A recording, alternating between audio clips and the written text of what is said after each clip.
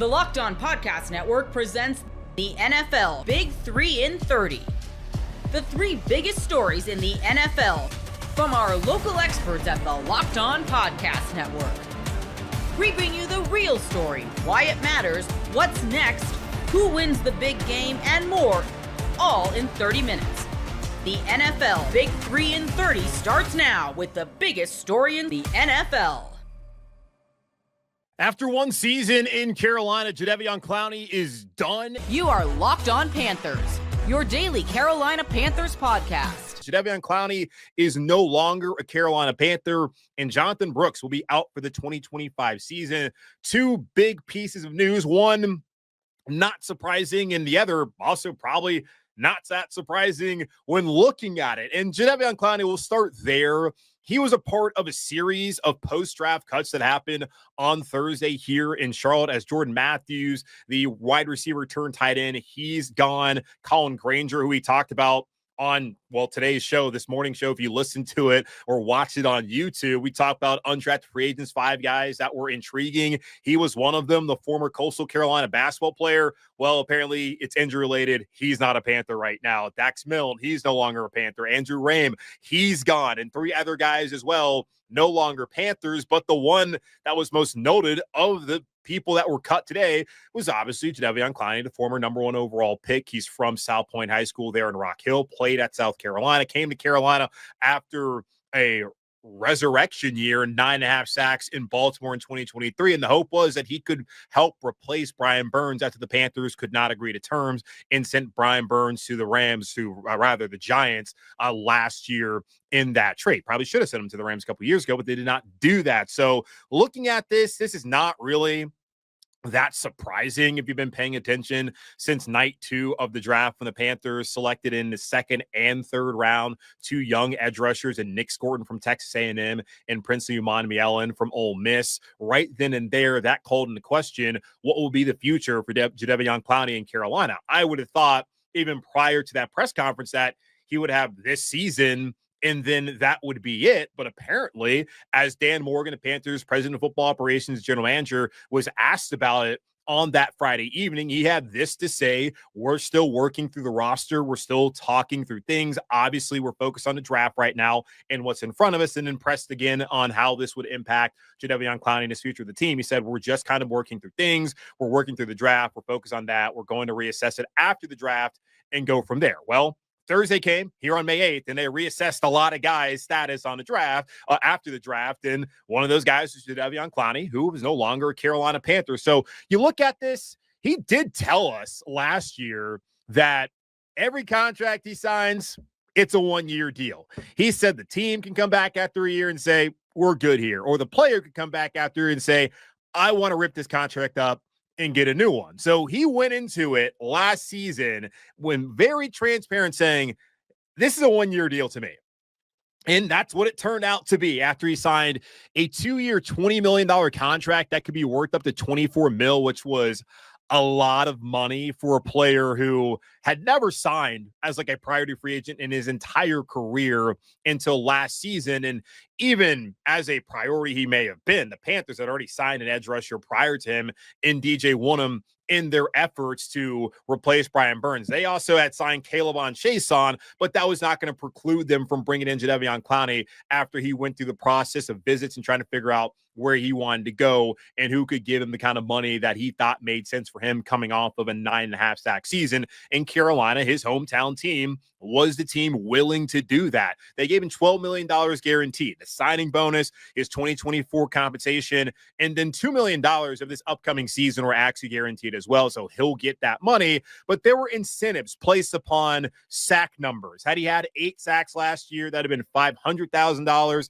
10 sacks, $500K, and then 12 sacks would get him $1 million. So potentially it could have gone up to $24 million had he reached those sack totals, which I think was Carolina's hope when they brought him in, that he could carry over what he did in that 2020 season in Baltimore, where, I mean, everybody on that Ravens team was having a career year as they went on to be the number one seed and eventually lost in the AFC title game at home to the Chiefs. That was a great Ravens defense, and he was a part of it. It was a big piece of that Ravens defense as well, as he played 700 snaps that season, played more snaps in 2023 with the Ravens as a rotational guy than he played last year in Carolina. Granted, he did miss 3 games, but for Clowney, considering the injuries that he had, that is pretty much a full season, and I think a good amount that they got from him last year in Carolina. So you look at the deal, that was a lot.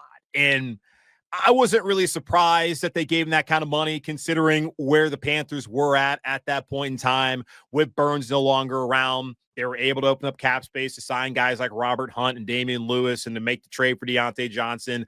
They did need to go get a veteran edge rusher, and Clowney was a big name. He was coming off of a good season. He has ties to the region, of course, being from Rock Hill, having played at South Carolina. So it made sense for the Panthers, but it always felt like a bit of an overpay. And you could say, well, this team's coming off a 2-15 season. Obviously, they have to overpay for guys like Jadeveon Clowney, but it's not like Jadeveon Clowney's ever been what people thought he was going to be. But still, Carolina needed to get an edge rusher, and they gave him that money, and they paired him with DJ Wonnum, Caleb on Chason for the time being, as eventually he was cut from the roster. And the Panthers' pass rush was, well, not great last year. Looking at him individually, PFF gave him a 70.8 grade. That was 34th out of 119 qualifying edge rushers, which is solid. Run defense grade was 63.4. That was 52nd out of 116. That was an area where he would be better than Brian Burns was when he was in Carolina, and even this past season in New York with the Giants. And if you looked at their 23 seasons comparatively,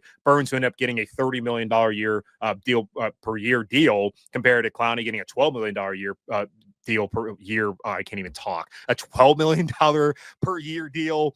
Clowney had a better season in 23 than what Burns had, but Burns also was, according to The Athletic, the number one available free agent and also an ascending player, where Jadeveon Clowney was going to be 31 and playing in, I think, his 10th or 11th NFL season, and clearly was not an ascending talent, but somebody that Carolina needed to bring in. Pass rush grade, 73.2. That was 29th out of 109 edge rushers that qualified a year ago. And the PFF stats are kind of weird compared to some of the other spots. PFF, I feel like they overinflate what people do. They credited him with 44 pressures and 6 sacks last season, which I guess kind of feels right. But they gave him in 23 71 pressures and 10 sacks. So his numbers were significantly better in Baltimore, where he was getting paid $2.5 million compared to in Carolina, where they paid him $12 million last season to come in here and to be their top edge rusher. Now, if you look at Pro Football Reference, they credit him with 5.5 sacks versus 9.5 sacks in Baltimore, and then 22 pressures last year versus 23 pressures in Baltimore. So looking at that, like, you're not always going to get home. And I've always talked about pressures greater than sacks. Pressures can lead to turnovers, which can lead to quick points. Now, sacks, that typically leads to a punt. And yes, there can be a turnover if a strip sack occurs. But I looked at pressures more favorably than sack numbers, and because it can be pretty up and down. It can be a fickle number at points and times. And you look at Pro Football Reference, and he kind of was the same player, but PFF illustrates a guy who was far more game-changing, I suppose, in 23 than he was last year. And I've already come out and said this offseason, based on like what they were asking him to do to be their top edge rusher and what they had on the roster, like, he pretty much lived up to the deal. He played 14 games. Yeah, it was a lot of money, but he played 14 games. He came in, had decent numbers, was good as far as PFF goes. So you can't really look back and be like, okay, well, that was a completely terrible deal. Like, he played, wasn't a complete bust. It's not like it was a season with Tennessee where he had a goose egg, like his first time around in Cleveland, where he didn't really do anything. He came in, he contributed. It was, yes, the worst defense in franchise history, the worst scoring defense in the history of the National Football League. But overall, I thought that Jadeveon Clowney was a positive for the Panthers last season. It's just, when you looked at it moving forward, did it make sense? With Nick Scorton, with Prince Umanmielen being drafted, DJ Wonnum coming back and hopefully being fully healthy this season and showing you some juice there at the end of last season, signing Pat Jones II, did it make sense for the Panthers to bring back Jadeveon Clowney, or did it make more sense for them to go young? And clearly, Dan Morgan, Brant Tillis, Dave Canales, I suppose Ejiro Evero, all felt like the best thing for them moving forward into 2025 was to let Jadeveon Clowney go and to move on to some younger guys. Did you know your Fire TV is also an Xbox? Turn any TV into your gaming and entertainment hub with Fire TV Stick 4K devices. No console required. Just grab your paired controller, subscribe, or sign into Xbox Game Pass Ultimate with EA Play included, and you're ready to play. Dive into hundreds of premium titles from EA Sports College Football 25 to Call of Duty Black Ops 6 and Avowed as easily as you stream your favorite shows. It's gaming made simple, and it's all on Amazon Fire TV. Plus, with 4K streaming, watch more than 1.5 million movies, TV episodes, and more from your favorite subscribed services like Netflix, Prime Video, Disney Plus, Max, and more. Head to Amazon.com/Fire TV Locked On to get started. Xbox Game Pass Ultimate subscription and compatible controller required. Available on select devices, including Fire TV Stick 4K 2nd Gen, Fire TV Stick 4K Max 1st and 2nd Gen, and Fire TV Cube 3rd Gen. We're breaking down the New York Giants quarterbacks room. You are Locked On Giants, your daily New York Giants podcast. We're going to kind of run down the projected depth chart. Got to start with Russell Wilson. Did you find that to be an interesting acquisition by the Giants? What did you expect it? And how much of a fit is Russell Wilson for this Giants offense? I think it was an interesting acquisition. I think in some ways it was a smart acquisition. I always love, and we've talked about this a couple of times over the years, when teams give themselves options, pathways, different scenarios, particularly into a draft situation where there were some questions about this quarterback class. And I think the way this quarterback class fell in the draft illustrates and highlights that point specifically, that outside of Cam Ward, there were questions from the league about the rest of the quarterbacks in this group. And so acquiring two veterans in Russell and Jameis, I think was a smart move by Joe Schoen to give themselves some different pathways, to put themselves in a situation where, it was clear that they weren't going to take a quarterback in the top three. They were going in a different direction with that pick, which makes a lot of sense. You'd be passing on a premium blue chip type prospect in either Travis Hunter or Abdul Carter, however the board fell. But you don't know how the rest of the draft is going to play out from there. You don't know if you'll have an opportunity to draft a quarterback later in the first round, as they eventually did, or at the top of the second round. So they gave themselves some pathways. And so in that sense, I wasn't surprised that they went this sort of veteran route. I wasn't surprised with Russell Wilson because, I think when you sort of look at Brian Daboll's offense conceptually, you could see some ways where this will work. You can see some ways on paper and over Wilson's career where this could work. Again, on paper, you have to see it on the field to believe it.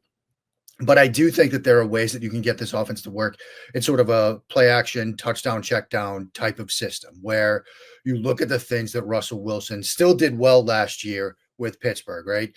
You look at throws 20 yards downfield or more, highest adjusted completion percentage in the NFL among NFL quarterbacks, according to PFF. You look at historically his ability to throw the deep ball, it's still there. Maybe it wasn't to the level that you might have seen from Russell Wilson in the past, but top 10 in the NFL in adjusted completion percentage on the deep ball.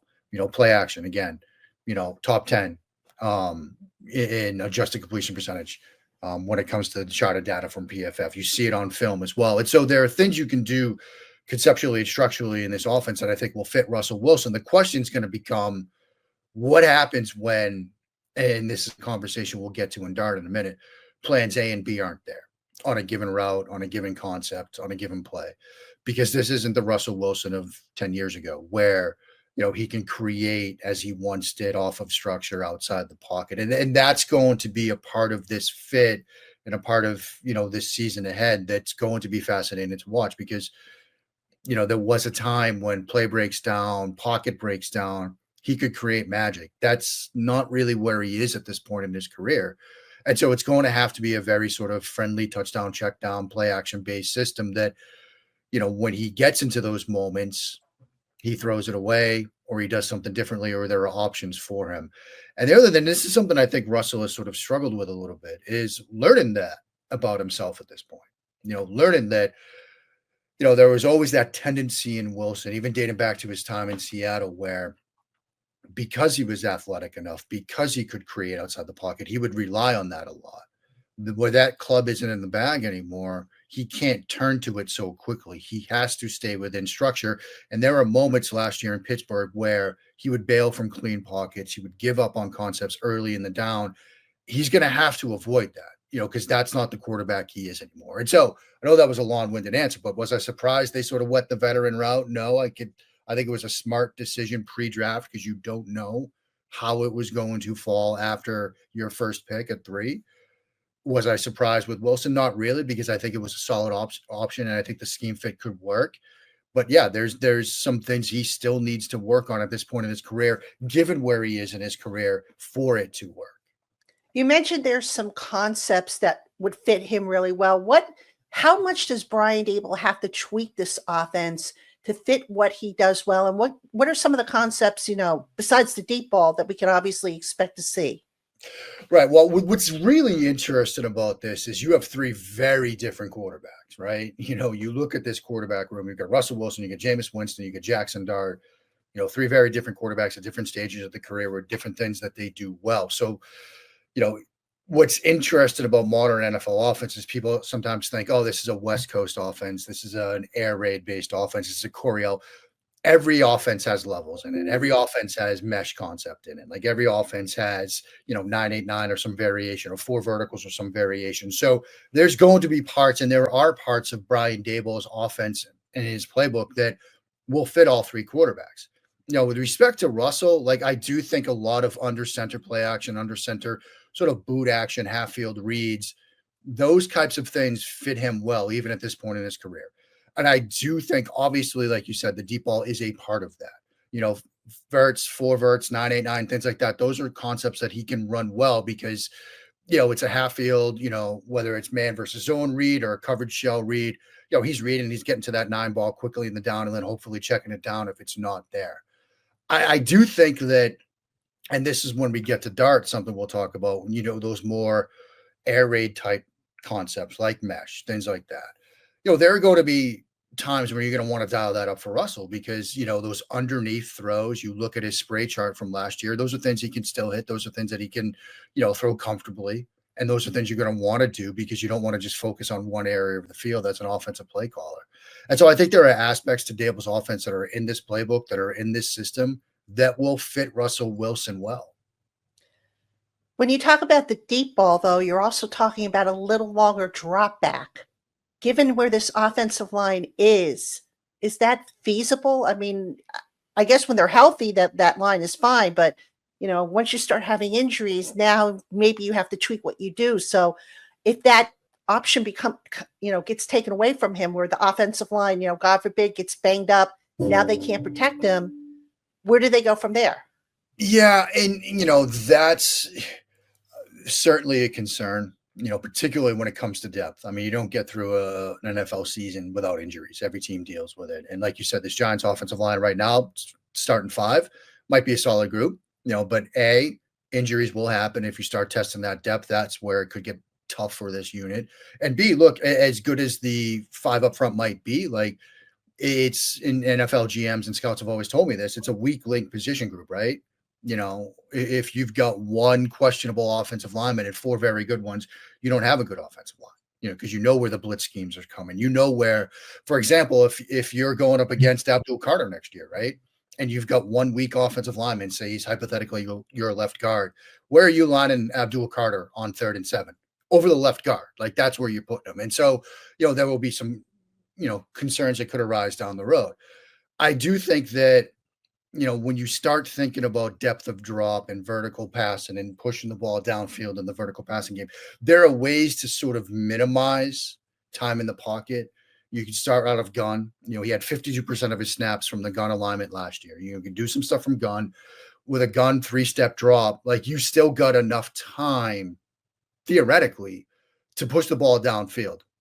Quick 9 ball, 3 steps and that ball should be out of your hand anyway. And so the question will become, what happens when, and this gets us back to the sort of plan B and C situation, what happens when you dial those up? You've got a potential 9 ball read off of a 3-step drop, whether under center or gun, and the ball should be out, but it's covered, and then now you've got the protection breakdown. You've got Russell Wilson, who can't perhaps create outside of the pocket and off of structure as he once did in the past. That's where this could go wrong. So how do you get around that? You know, a lot of max protection situations. If this is what you're faced with, if you're struggling with protection and you want to push the ball downfield, you know, keeping backs in, tight ends chip it and release in, playing around with the protection numbers up front. The trade-off being now you're running 2 and 3 receiver concepts. You know, if they're still getting pressure with 4 and 5, dropping, you know, 6 into coverage, 7 into coverage, and you're just running 2 and 3 receiver concepts, the numbers stop working for you. And so that's going to be the thing to balance for this team, as it is with many teams, right? If you can get pressure with 4, get pressure with 5, it's the proverbial thing, you're going to have a numbers advantage in the secondary. That could be a problem for New York this year, particularly if the offensive line doesn't hold up, protection doesn't hold up, and that gets us into what might be some of the current limitations with Wilson's game. Scaling your business requires the right expertise at the right time. With Upwork, you can find specialized freelancers in marketing, development, design, and more, experts ready to help you take your business to the next level. Upwork gives businesses flexibility by connecting them with top freelance talent across multiple industries, including IT, AI, web development, and marketing. Whether you need extra hands for a project or a long-term partner, Upwork makes hiring simple and affordable. Posting a job is free and simple, and within a day, you'll have multiple qualified candidates to choose from. And you can create cost-effective growth for your company instead of hiring full-time. Upwork helps find affordable, top-tier freelancers to scale your business efficiently. Visit Upwork.com right now and post your job for free. That's UPWORK.com to connect with top talent and grow your business today. After the NFL draft and free agency, there are several veterans who could be on the roster bubble. You are Locked On Broncos, your daily Denver Broncos podcast. The Broncos are going to get their first look, their coaching staff, at the rookie class, undrafted rookie free agents, some veteran tryout players. But all that to say, I think when we look at all the moves the Broncos made, is they're looking to formulate their 90-man roster. Right now, it's at about 92 players. So imagine a couple of moves will be made here or there. My thought is which veteran players going into training camp do we need to keep our eye on as potentially being on the roster bubble?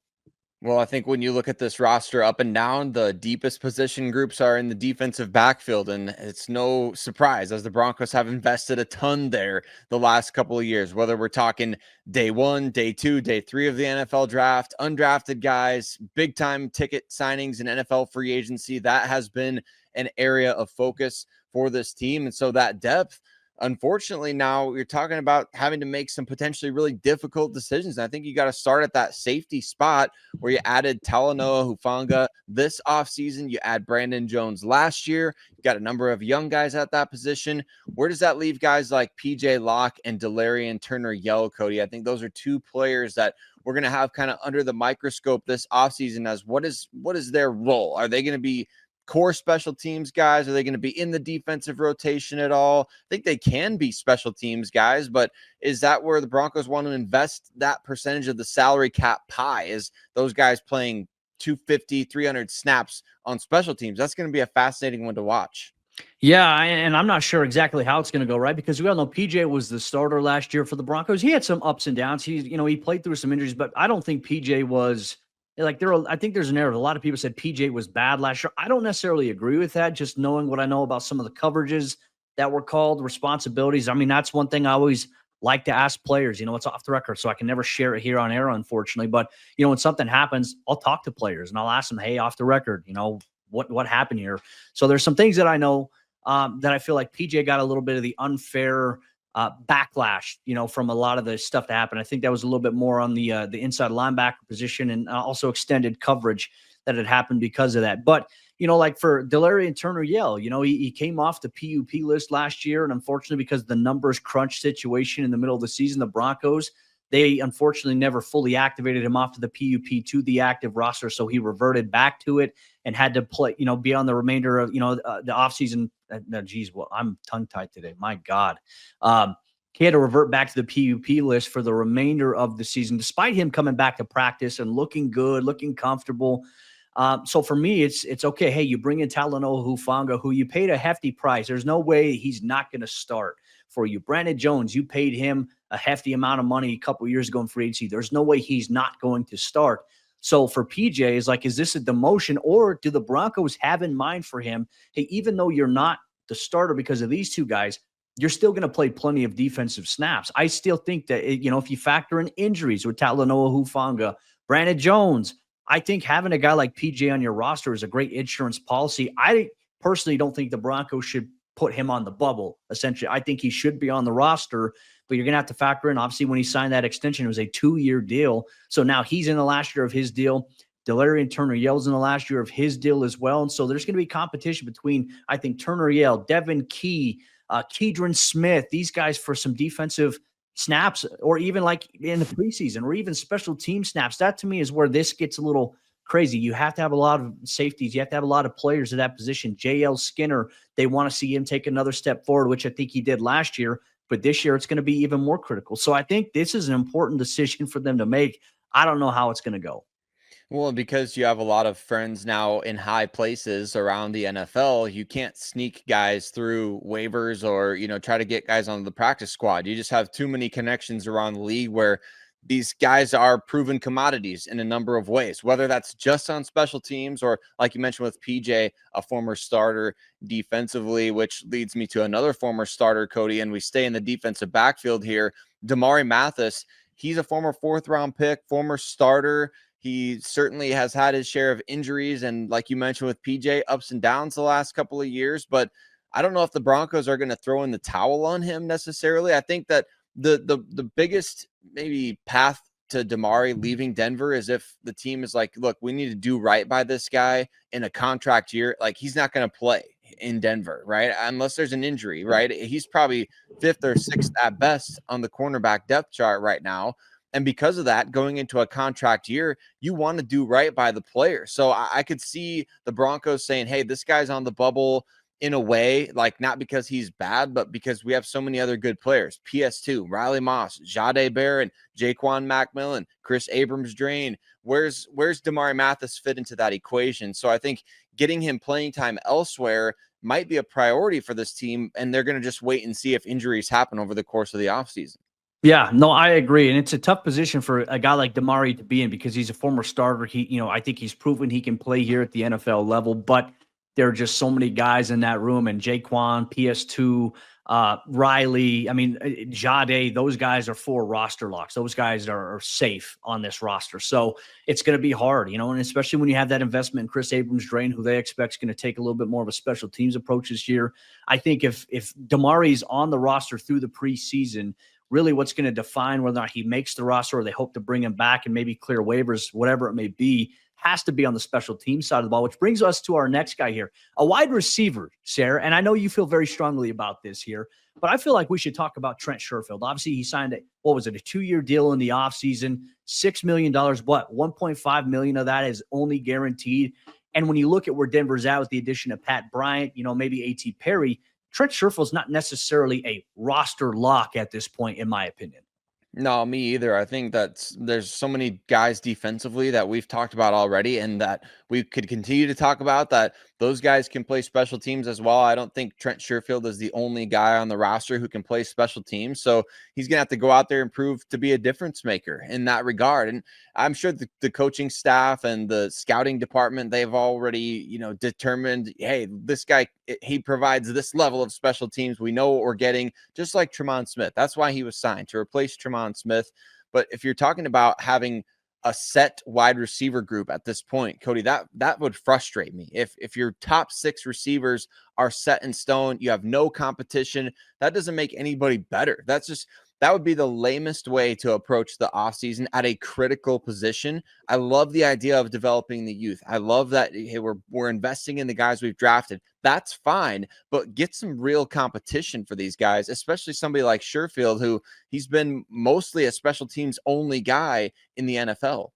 Yeah, it's going to be interesting to see how it plays out. I mean, like I said, I don't think his spot is guaranteed. If there's somebody else on special teams, even in the defensive backfield, where I expect Denver's going to keep more defensive back type bodies, linebacker type bodies this year, than probably wide receivers. Because Like I said, I think roster lock, Cortland Sutton, Marvin Mims, Devon Vele, Troy Franklin, and obviously Pat Bryant. There's 6 guys right there. So what's it going to be? You're going to keep 7? I don't know. I don't know if that's going to be the case. We'll see how things kind of pan out here. But let's go here to tight end real quick, and we'll get into obviously another one. I think Lucas Kroll, with the addition of Caleb Lohner, he's probably got the most pressure on him to perform and to succeed. Lohner's got the 4-year deal. Go ahead and start your fantasy football names here for Caleb Lohner. Only the real ones will understand that reference there. You can piece together what rhymes with that. We'll see how it goes. We've already seen some crazy stuff from Broncos country when it comes to Will Lutz when he makes big kicks, but we'll go through that. And Inyoma Uwazurike, I think, is probably on the defensive line here, probably on the bubble because of the additions of Savion Jones. And I think they like that room that they got, especially with Jordan Jackson. You know, you're looking for Inyoma to take another step. Granted, the year missed hurts him.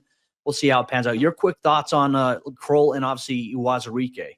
Yeah, I think those guys are firmly on the bubble, especially because they're kind of contract year guys. Anytime you have a guy that's set to hit free agency the next year, that makes it a little bit easier for teams to get out of those deals. So those guys, obviously, and then, you know, Mike Burton and Nate Adkins, Cody, they could be fighting for one spot on the offensive side of the ball as well, with Nate being a hybrid fullback tight end, Burton being a fullback special teams guy. I mean, those guys both bring value, but are they both going to be part of the 53-man equation this year? That's going to be fascinating to see.